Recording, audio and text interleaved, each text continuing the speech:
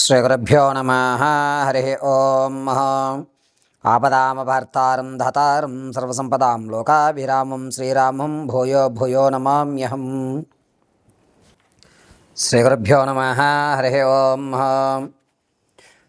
ఈ 9వ తారీఖు జూన్ నుంచి జూలై 3వ తారీఖు వరకు కూడా గురుడు శుక్రగ్రహాలు కలయిక వల్ల మేషం నుంచి మొదలుకొని మీనరాశి వరకు కూడా జరిగేటువంటి ఫలితాలు ఏ విధంగా ఉండబోతున్నాయి.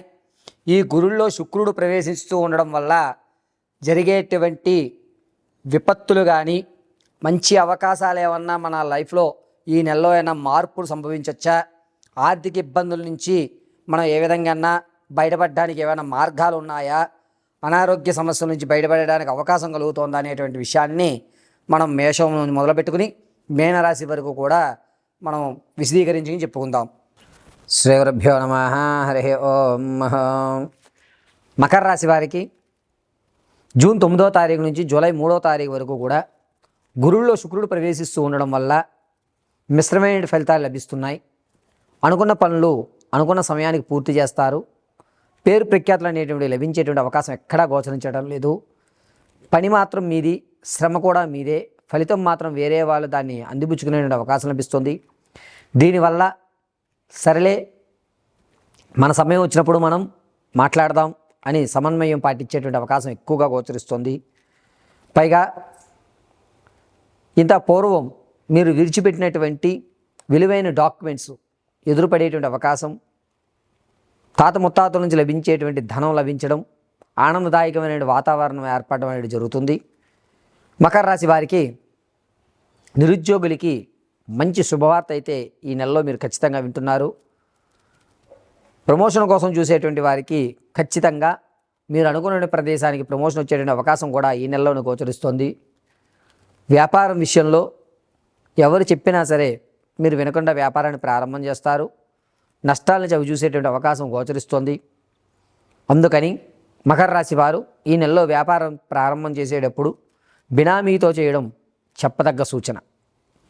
పైగా మకర రాశి వారి గురువులో శుక్రుడు ప్రవేశిస్తూ ఉండడం వల్ల ఈ 10వ తారీఖు నుంచి ప్రారంభం చేసుకుని 23వ తారీఖు మధ్య వ్యవధిలో అనేకమైనటువంటి మానసిక సంక్షోభాలకు గురవుతాం. ప్రతిరోజు కూడా ఒక ప్రశ్నాకారంగా మీకు ఎదురుపడ్డం, ఎందుకని నేను మాత్రమే ఇంతలా శ్రమిస్తున్నాను, అందరూ ఈజీగా మనీ సంపాదిస్తున్నారు, నేను సంపాదించలేకపోతున్నాను అనేటువంటి ఒక ఆందోళనకరమైన వాతావరణానికి ఏర్పడడం జరుగుతుంది. అయితే కష్టే ఫలి, ఆలస్యంగా వచ్చిన విజయం మాత్రం నాదే అవుతుంది అనేటువంటి ఆలోచన ధోరణి పూర్తిగా 28వ తారీఖు తర్వాత నుంచి మీరు మీ మైండ్ సెట్ని మార్చుకుంటారు. పాత స్నేహితుల వల్ల ఇరకాటంలో పడేటువంటి అవకాశం లభిస్తోంది. నమ్మించి మోసం చేసేటువంటి అవకాశం ఎక్కువగా లభిస్తోంది. కాబట్టి మకర రాశి వారు చాలా జాగ్రత్తగా ఉండాలి. ఆరోగ్యం విషయంలో కొంచెం జాగ్రత్త వహించడం చాలా అత్యంత శ్రేయస్కరమైన విషయం.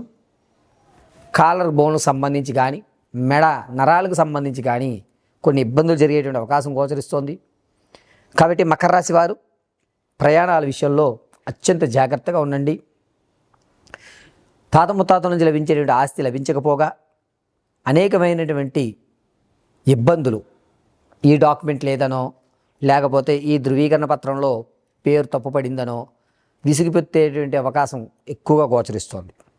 అంతేకాకుండా ఈ మకర రాశి వారు కొన్ని రోజులో కొన్ని గంటలు ఎవరితోటి మాట్లాడకుండా ఒంటరిగా ఉండడానికి ఎక్కువ ఇష్టపడేటువంటి అవకాశం కూడా గోచరిస్తోంది.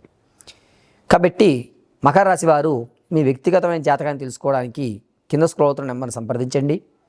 మీ date of birth, time, place of birth లేకపోతే మీ యొక్క ఫోటోని పంపించడం, మేము అడిగేటువంటి ప్రశ్నలకు మీరు సమాధానం చెప్పడం వల్ల ఆ గణాంక పరిమాణాల ప్రకారంగా పూర్తి జాతకాన్ని మీకు విశదీకరించి చెప్పడం జరుగుతుంది.